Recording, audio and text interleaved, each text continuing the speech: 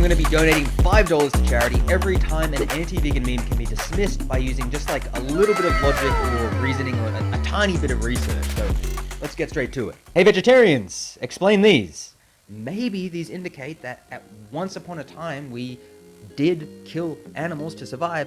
We now don't have to, because we know that we can survive and thrive on a fully plant-based diet, and therefore there's no need to kill those animals. So it's not a justification at all. That meme is completely debunked, and therefore we have $5 going to charity. Let's get on to the next one. All right, diet should not be decided by emotions. It was always decided by survival instincts. The thing that immediately sticks out to me about this is that survival instincts don't always immediately give you the best information and provide you with all the information you need to take the best action. It's like a knee-jerk reaction, right? And knee-jerk reactions aren't always the best informed ones. Thankfully, we don't actually have to rely on knee-jerk reactions. We have data. We know that we can feed more people with a plant-based diet. We know that we can survive and thrive on a plant-based diet. And of course, most importantly, from the ethical standpoint, we know that we don't have to do a wide myriad of terrible things to fully conscious and sentient individuals, such as locking them in a gas chamber, throwing them in a blender, stabbing them, shooting them with a bolt gun over and over and over again until it eventually works. We know we don't have to do this stuff because we have the data to back that up. So it's like, yes, if you are in a survival situation, run off of survival instincts, but when you're in a position where you don't have to go off of a completely knee-jerk reaction, you can look at the data, you can make an informed decision, and you can then move forward accordingly with the best course of action that the data indicates. That meme has been officially debunked, and therefore another $5 going to charity. If I got a penny for every time a vegan parrots propaganda. Okay, so here's the thing. Whenever I tell people just standard industry practices, like for example, if I tell someone that in the dairy industry they take the baby male cows away from the mothers and then kill them, they slaughter them, right? They'll say, oh no, bro, you're just parroting vegan propaganda. Or I'll tell somebody hey man, for eggs, they take the baby boy chickens just at a day old and they will throw them in a blender or gas them to death. They're like, nah bro, that's vegan propaganda. But it's this isn't propaganda. You can actually look at industry documentation and clear as day see that even they themselves admit to doing this. They're not hiding it. It's not a secret. Well, I guess they are hiding it because you really have to actually go and download the PDF documents to find the information. But regardless, it's there to be found by documents that have been put out by the industry themselves. So to be made aware of this and then still call it propaganda, it's you gotta try really hard to remain ignorant of that stuff. So I'm just gonna go ahead and say it. That one is absolutely debunked, and that's another $5 for charity. Dear vegetarians, if you're trying to save the animals, why are you eating that food, bro? I would have been the kind of kid who would repost this if it came up on my Facebook feed when I was 16. I am eating the animals' food in order to save them, because by shifting my demand for food from paying someone to literally stab a cow in the throat or beat a baby cow to death with a sledgehammer in the dairy industry, which is legal if they are less than a day old, less than 24 hours old, that is legal. I'm shifting my demand from paying for that to instead paying for some vegetables, right?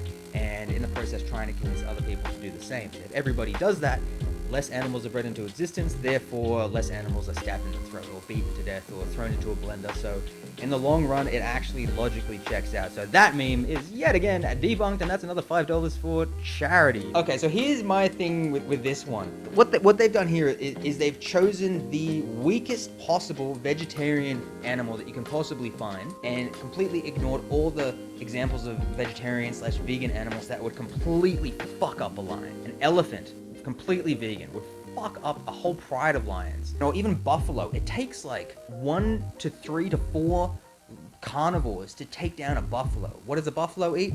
Plants. Literally nothing but plants. So if these vicious carnivores want to be successful, often the only way they can actually be successful and beat the herbivore is by, one, cheating. They have to get so close and fucking sneak up and dog shot the herbivore to even stand a chance. And even then, the herbivore has to be a baby because they can't run as fast, or they have to be older and weak. So these real big tough carnivores that they're talking about can only actually catch their prey if they sneak up on them and if they pick on a baby or an old person. That doesn't sound like the kind of person I want to be. That's not really the line of reasoning I usually use in in a debate on like ethical veganism, but if we want to use this terrible logic, it's actually not as good as you think it is. And that's another $5 going to charity. Every day, thousands of plants are killed by vegetarians. Yes, they are, certainly, but even more are killed by meat eaters because it takes more plants to grow and feed to the animals that we eat than it does to grow and feed them to humans directly. So, sure, thousands are killed by vegetarians/vegans, but like hundreds of thousands/millions are killed by meat eaters by growing them to feed to the animals that they want to eat. So that's an immediate debunk, and of course, another $5 for charity. Chances of me ever going vegan, none in pink, and then in yellow, also none, but in yellow. Oh, very good, very good. But here's the thing, I don't actually think this is true for most people. I think most people feel this way because they have a certain idea of what it means to be vegan. I think most people don't know what actually happens to animals in these industries. I think if most people knew that baby chicks are thrown into a blender in the egg industry, even for free-range eggs, for example, they would want to stop supporting that. I think if most people knew that baby cows are sent to the slaughterhouse and stabbed in the throat, they would want to stop supporting that industry. I just think it's a matter of making this information not seem like propaganda, because that's what people immediately dismiss it as and they kind of don't believe it. So I think if most people were sure and they actually sat there and read the industry documents instead of immediately dismissing this information, they would actually be vegan. At least 1%. So just for the sake of it, I'm going to say that's debunked and give another $5 to charity. Vegetarian, an ancient tribal slang for the village idiot who cannot hunt, fish, or ride.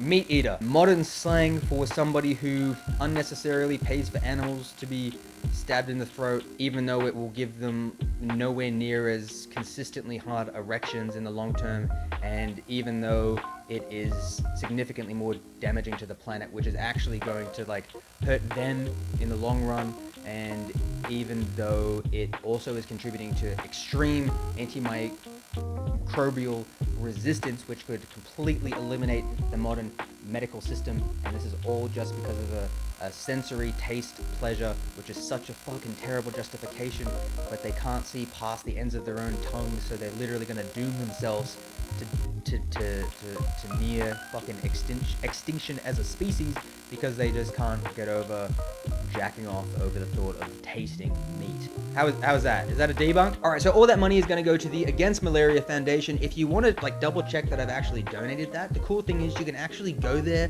hit on transparency, click on this, and then type my name in, Animal Rights Media, and you'll actually be able to see every donation I've made, the date that I've made it, the shipment of anti-malaria nets that's helped to provide, how many people have been protected as a result of that. So you can actually check that I'm doing this stuff if you really want to. Destroy the subscribe button. Don't even give it a chance to survive. I'll see you in the next video, and have a beautiful, beautiful day.